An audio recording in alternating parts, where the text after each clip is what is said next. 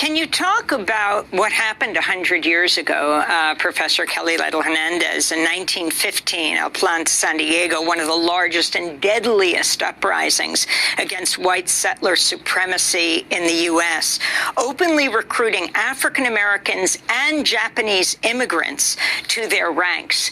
And then talk about La Matanza.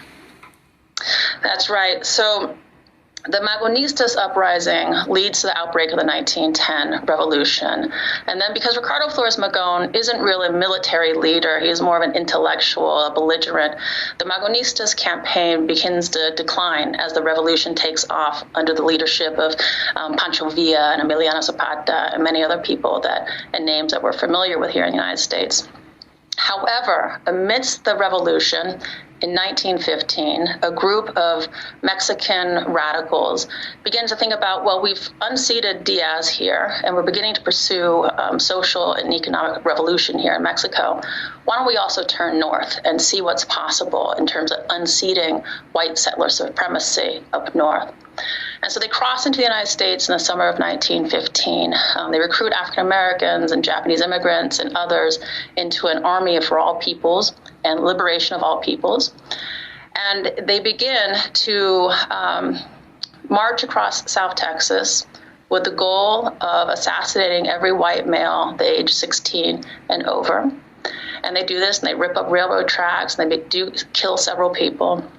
And that's El Plan de San Diego. They wanted to end white settler supremacy. And the first lands that they were going to free, they were going to give to African Americans as a sanctuary from white supremacy. The next sets of lands that they were going to liberate, they were going to give to indigenous populations as a sanctuary from settler supremacy.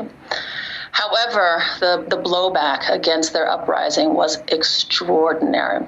And so after El Plan de San Diego began in the summer of 1915, posses and vigilantes, the U.S. Department of War, began to crush the uprising.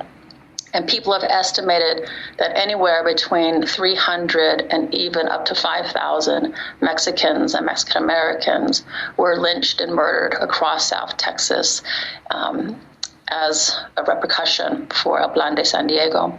Now, scholars call that mass murder of 1915 and 1916 La Matanza, the massacre.